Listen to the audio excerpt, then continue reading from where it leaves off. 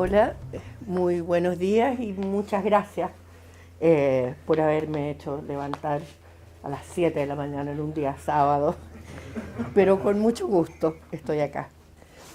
Permítanme, cuando hablamos de justicia, a mí me gusta partir con un testimonio personal.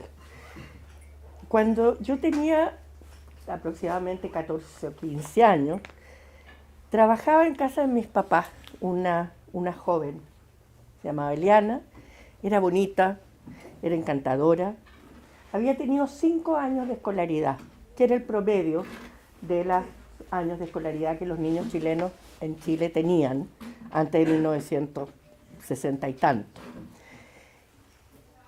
Era un país que era pobre, que se sabía pobre, casi por designio ineludible. No se hablaba siquiera de crecimiento económico, más allá del mínimo vinculado con el crecimiento poblacional. Y por lo tanto no se vislumbraba nada más que la mantención del status quo. Las cosas eran como eran. En ese sentido, esta situación de Eliana no llamaba mucho la atención. Sin embargo, un día descubrí que ella podía hacer las operaciones matemáticas en su mente, sin siquiera ayuda de lápiz y papel, algo que, por cierto, yo no podía hacer.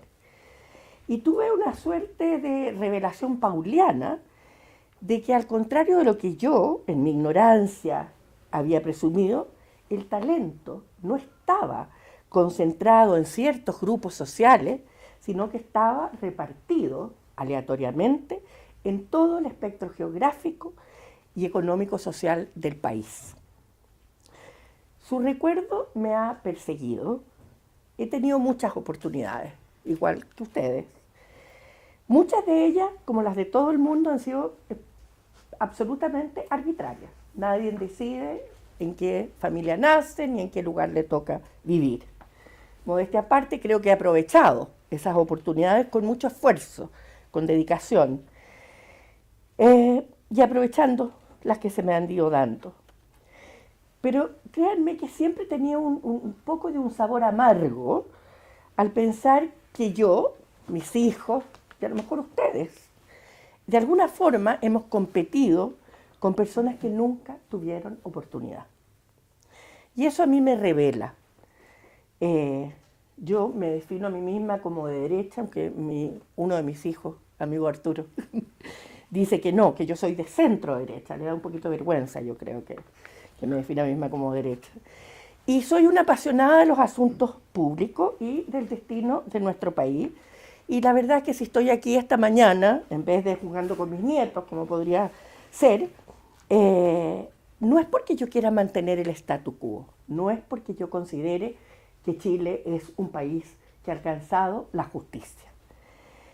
Yo creo que, al igual que ustedes, estamos aquí porque queremos cambiarlo y tener, yo siempre lo grafico, porque soy un poquito chilota, porque paso los veranos en Chiloé, lo grafico diciendo un país donde no haya niñitas chilotas destripando pescados si tienen el talento para ser astrofísicas. Y si tuvieran las oportunidades que hemos tenido nosotros, a lo mejor lo serían. Y de hecho conozco casos donde, dadas las oportunidades, ha habido esta posibilidad de cumplir sueños que antes no eran concebibles. Obviamente hemos avanzado mucho, es otro país, es un país infinitamente más justo que el que había cuando yo era de la edad de ustedes, donde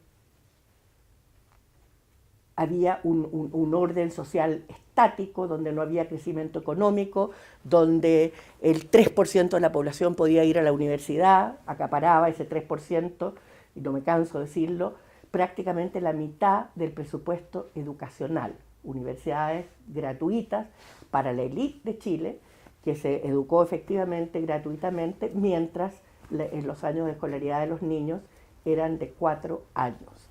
Era un país profundamente injusto, donde las recompensas, el estatus, el prestigio, las posiciones sociales y económicas estaban determinadas por mecanismos muy distintos a los actuales.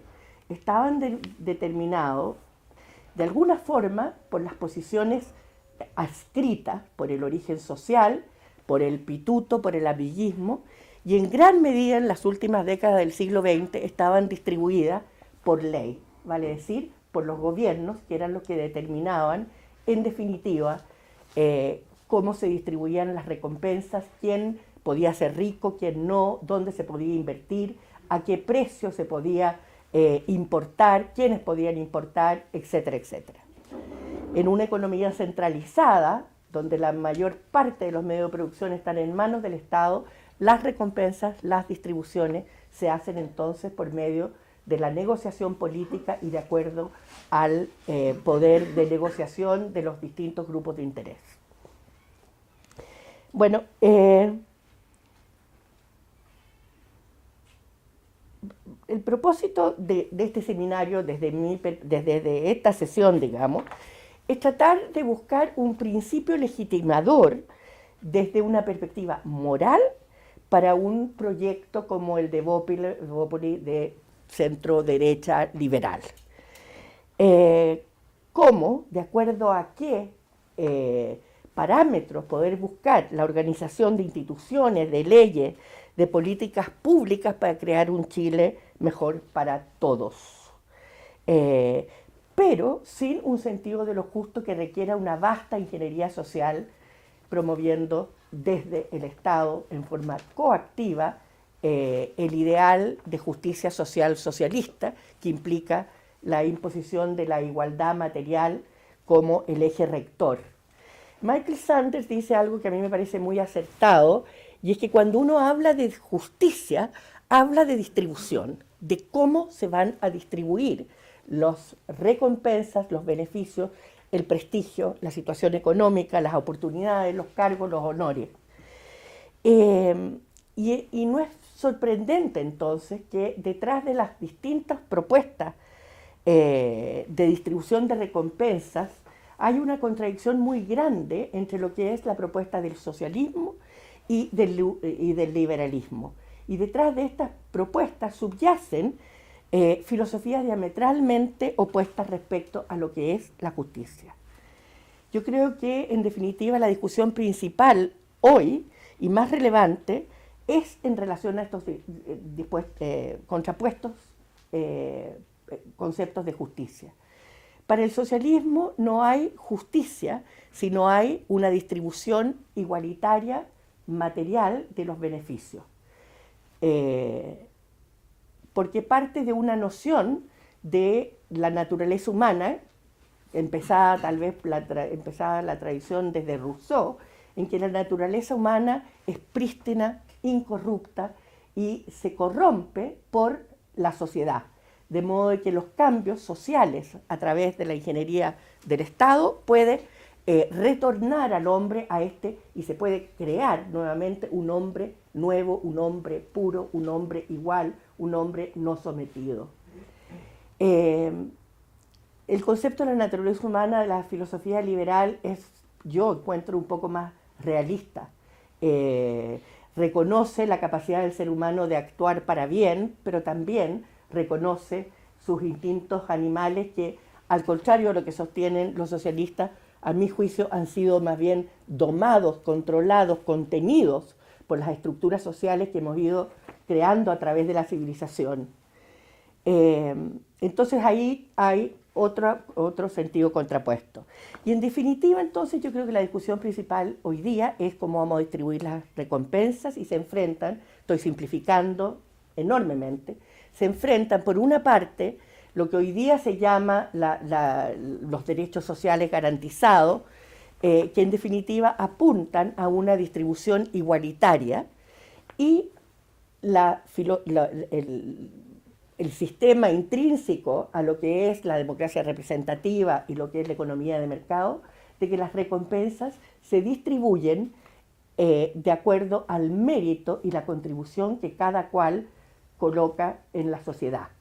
Ahora, esto no es lo mismo que decir, como los socialistas sugieren que nosotros hacemos, digamos, que todas las recompensas deban ser distribuidas por el mercado, porque eso no ha sido así nunca, ni está tampoco dentro de lo que es la filosofía laboral liberal un concepto de distribución de las recompensas meramente basado en el mérito de cada cual, sino que hay un porcentaje importante de la distribución que se hace a través de los impuestos, del Estado, del gasto social, precisamente porque, como decía Adam Smith, no es que lo dijera, pero está implícito en todos sus escritos, el objetivo último de la sociedad comercial que él defiende, vale decir, el objetivo último de la economía de mercado, es mejorar las condiciones de todos.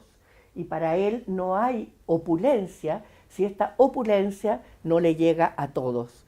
E insiste permanentemente de que las personas tienen derecho a ciertas condiciones mínimas que deben ser satisfechas.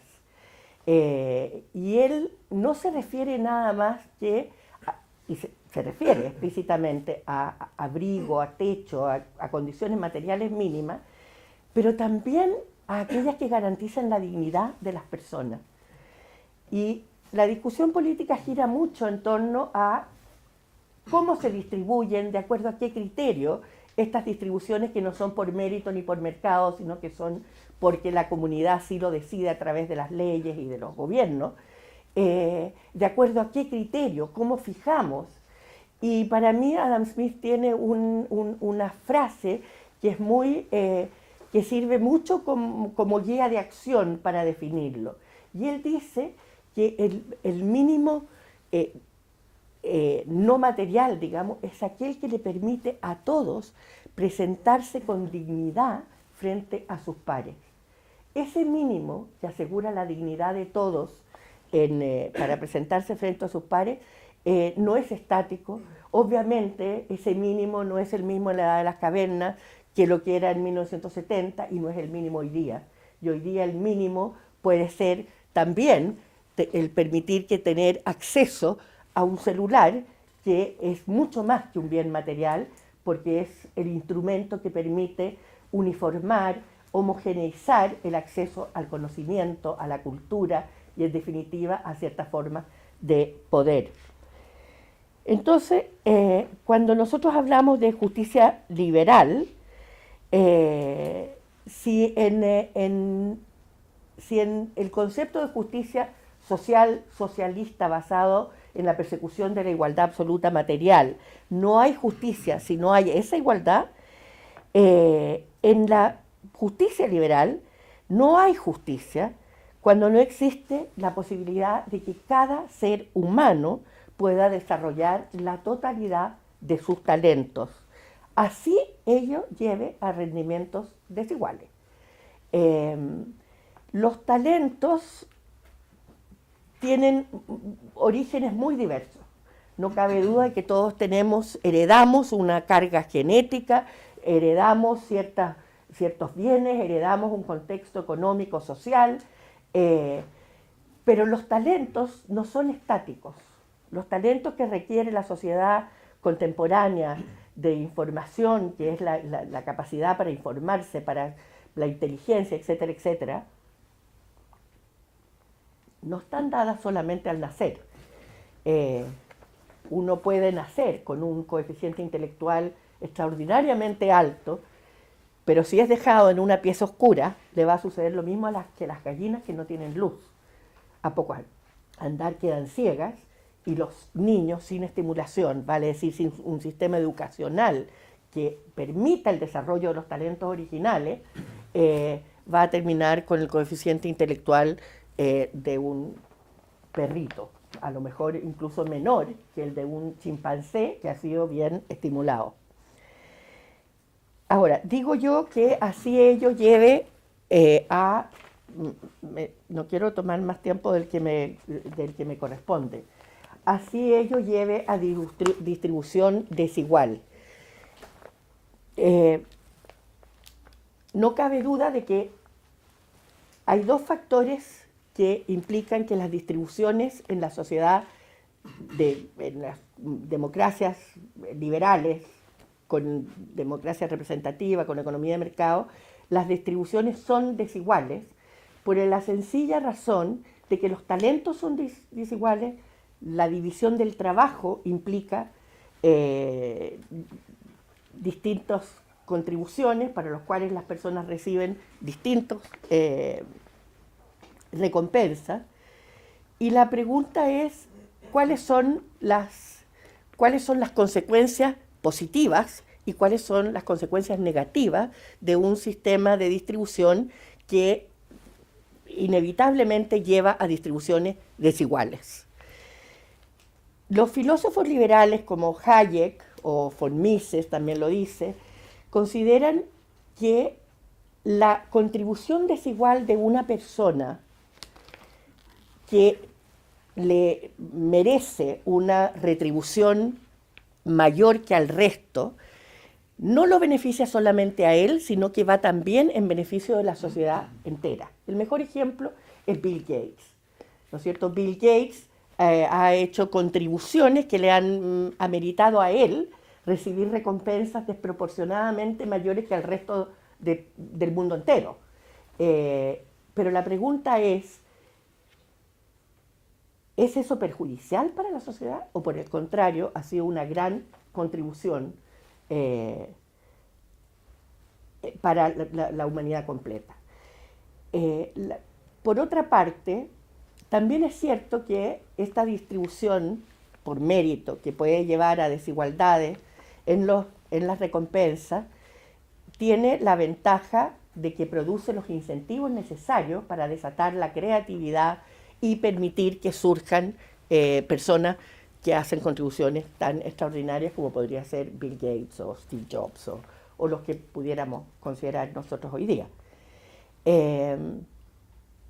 La contraparte es preguntarse si esas distribuciones desiguales, materiales, tienen alguna consecuencia sobre la democracia.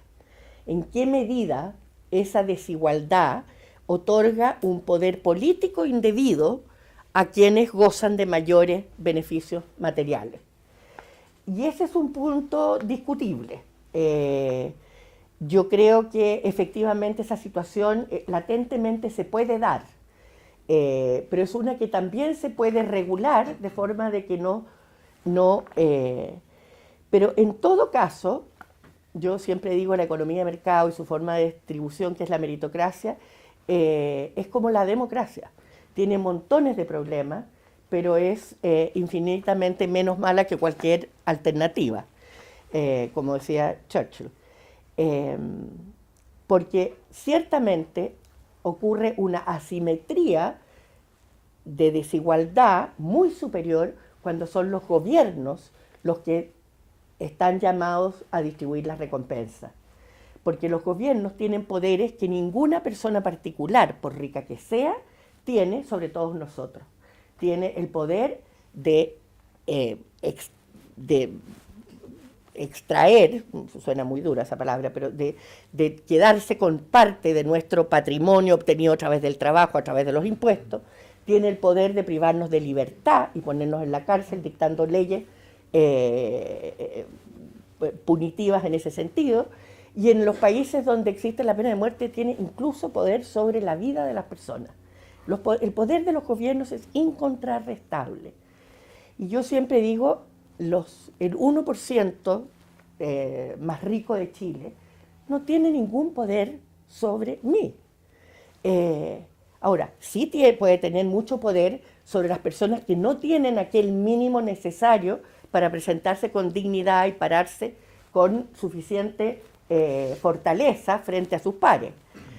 Pero el gobierno sí tiene enormes poderes restrictivos de mi propia libertad y, al contrario de lo que la gente cree, muchas veces las leyes que se están aprobando en el Parlamento no son el test del mejor gobierno, sino que son restrictivas de la libertad. Muchas restricciones son necesarias, pero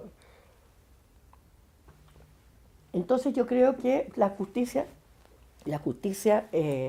liberal exige, primero que todo, la libertad individual. O sea, el eje central, si bien el liberalismo no ofrece una respuesta a las múltiples demandas que existen en la sociedad, y por eso que nosotros tenemos que elaborar un sentido de lo que es justo, La libertad, la garantía de los derechos, la libertad económica, son bases sustantivas de un concepto de igualdad, de justicia liberal. Yo, se me hizo muy corto los 20 minutos, pero no, tampoco quiero tomar más de lo que me corresponde. No sé si va a haber preguntas. Sí. ¿Sí? Ya, perfecto. Entonces lo dejo hasta aquí y bien incompleto. Pero, en fin. Bueno, muchas gracias. Ya.